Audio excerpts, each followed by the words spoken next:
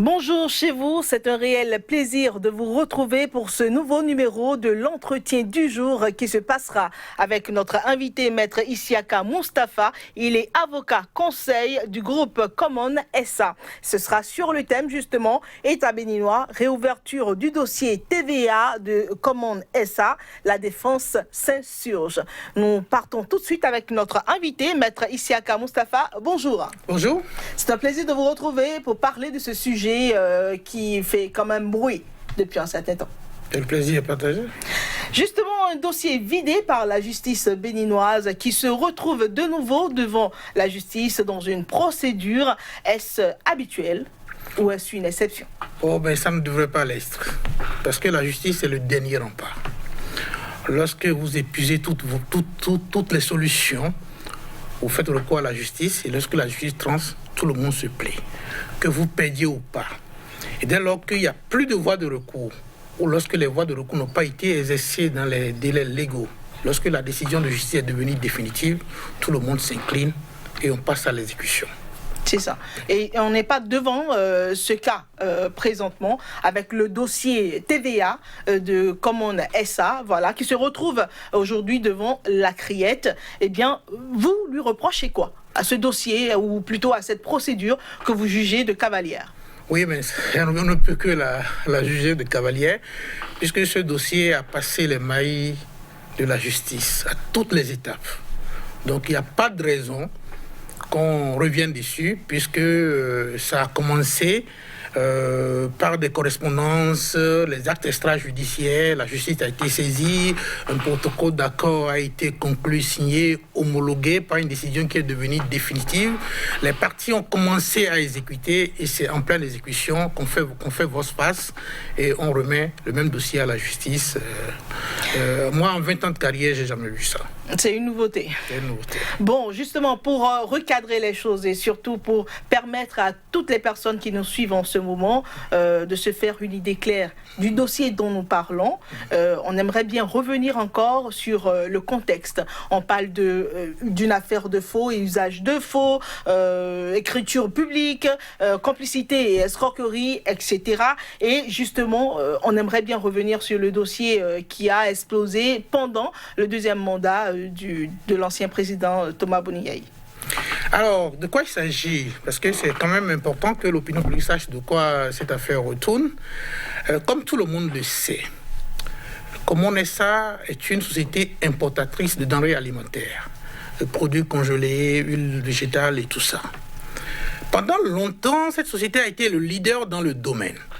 Et je ne trahis aucun secret en vous disant que plusieurs directeurs généraux de la douane ont adressé des lettres de félicitations à la société pour avoir contribué à la mobilisation des ressources, pour avoir été premier pendant plusieurs années dans ce secteur-là.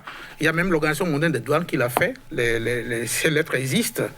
Alors, ce que les gens doivent comprendre, la TVA, c'est on dit taxe sur valeur ajoutée. Donc c'est lorsqu'il y a eu transformation, lorsqu'il y a consommation que vous payez la TVA.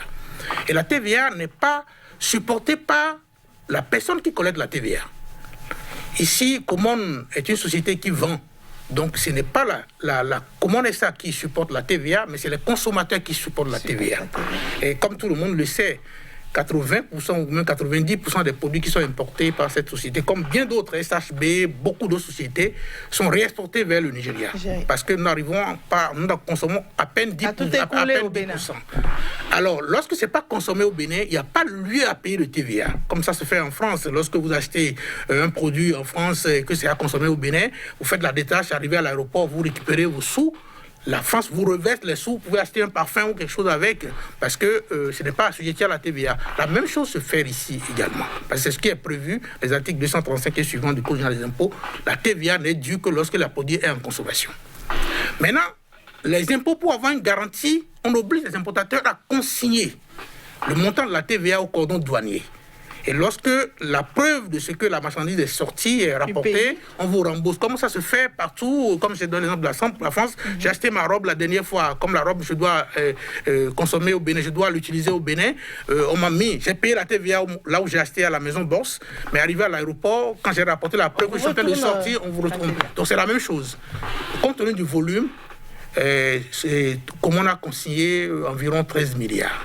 C'est-à-dire que ce n'est pas bimestre que c'est payé. Parfois, l'État a des difficultés pour rembourser. Et dans ce cas, on vous délivre des détasses.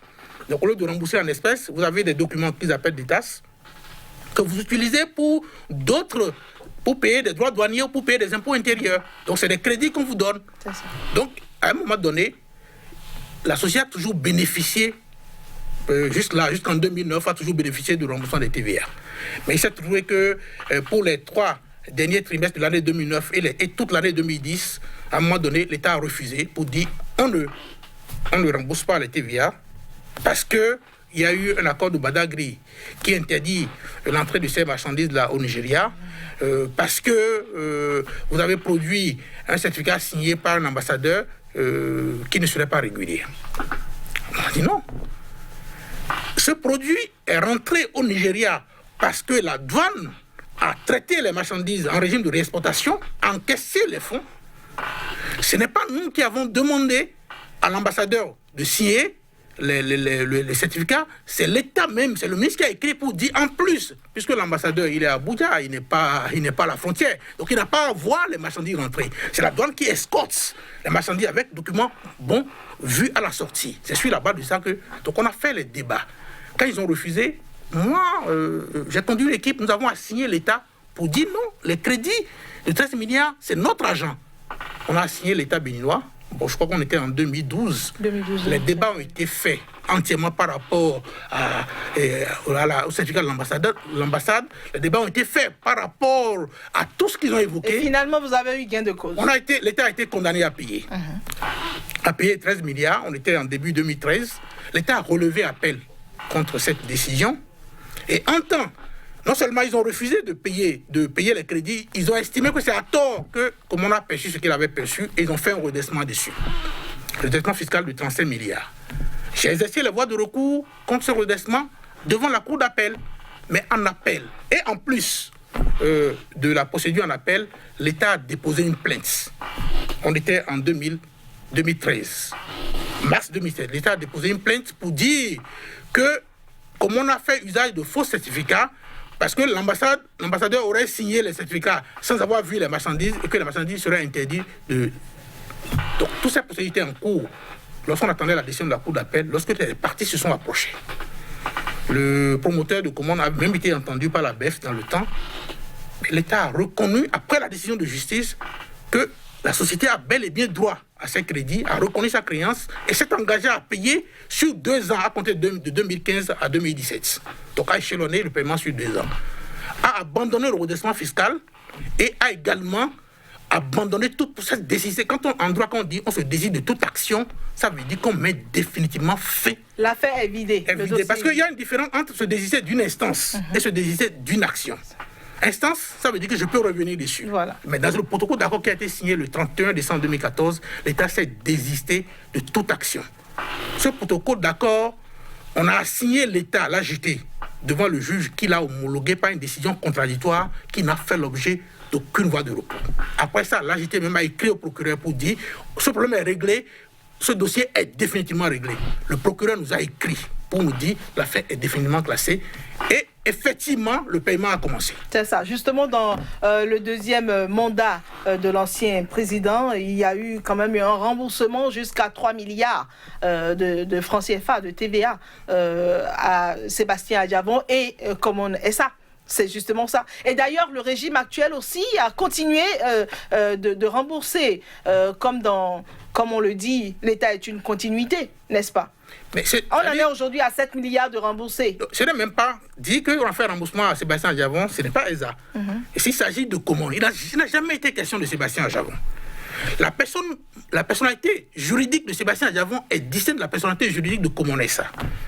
Il s'agit de Common SA. C'est Common SA qui a signé le protocole d'accord. C'est Common SA qui a signé l'État béninois. C'est Common SA qui a bénéficié de la décision. Mais comment se fait-il que le régime qui a reconnu qui a reconnu ce protocole d'accord et qui a commencé à respecter, tout comme le régime précédent, comment se fait-il que du jour au lendemain, ce même régime se lève pour dire bon, on rouvre le dossier qui avait déjà été... Oui, mais c'est ça qui est surprenant. Puisque, je vous ai dit, l'ancien régime n'a fait que des paiements par détasse. C'est-à-dire on a dédié des documents, mais le nouveau régime est allé plus loin, a fait des virements directs du compte du Trésor public au compte de Common SA. C'est-à-dire, le mode de paiement que l'actuel régime a adopté est même plus efficace, plus bénéfique que Common, parce qu'ils ont viré directement de l'espèce dans le compte. Donc cette exécution, c'est une reconnaissance. Il n'y a même pas de reconnaissance là, puisque la justice l'a déjà reconnu. Donc, c'est juste une formalité. Si on a une légalité, on ne peut qu'exécuter. Donc, l'exécution a eu lieu pratiquement jusqu'en septembre 2016. Et qu'est-ce qui s'est passé par la suite? Bon, voilà, je pense que c'est des problèmes politiques. Quand le clash est arrivé entre le promoteur de Common SA et l'actuel régime, c'est à ce moment que, brutalement, ils ont arrêté. Quand ils ont arrêté, il restait quelque chose de 3 milliards. On a adressé une sommation à l'État béninois pour dire, mais il reste 3 milliards, il faut payer. C'est dès que la sommation est partie, c'est les jours qui ont suivi qu'ils ont déposé une nouvelle plainte pour dire qu'il y a faux. Et c'est-à-dire les mêmes choses qui avaient été évoquées en 2011, on revient dessus, on remet dessus. Et c'était la plainte qui était déposée auprès du président du tribunal du premier instance de Cotonou qui l'a affecté à un juge d'instruction qui avait commencé et qui a certainement compris que ce dossier était vide. Mais le dossier a été gelé en temps. Le temps de créer la criette, on a balancé le dossier à la criette. Et nous en sommes là. C'est quoi la démarche que vous avez à mener maintenant avec cette réouverture-là? Non, c'est-à-dire, le dossier est allé au niveau de la commission d'instruction de la criette, qui est l'équivalent du juge d'instruction au niveau des tribunaux de première instance. Alors, M. Adjavon n'a jamais été convoqué devant cette commission. On a juste été informé que, bon, on a clôturé l'instruction. Il n'a jamais été convoqué et on a notifié un arrêt qu'il a renvoyé devant la chambre correctionnelle de la criette pour être jugé parce que l'instruction aurait retenu des charges contre lui. Et il y a un des personnes mises en cause qui a bénéficié de nos lieux. Nous avons fait un appel contre cet arrêt-là. Et ça a été confirmé par la Chambre, parce que l'appel devant la criette, c'est les mêmes juges, les mêmes choses, donc vous vous retrouvez pratiquement devant les mêmes personnes. Donc on a confirmé, on a confirmé l'arrêt rendu par la Chambre d'instruction, et puis bon, il y a un pouvoir de cassation qui a été levé contre. Mais si nos moyens, parce que ce n'est pas possible que la procédure en cours actuellement a été déposée sur plainte avec constitution de partie civile. C'est-à-dire que l'AGT s'est constitué partie civile pour mettre en mouvement l'action publique. Alors que le même AGT a signé un protocole d'accord. Le même AGT a déjà écrit au procureur pour dire que ce dossier est réglé. Le même AGT a participé, a été assigné pour homologuer le jugement qu'il a homologué.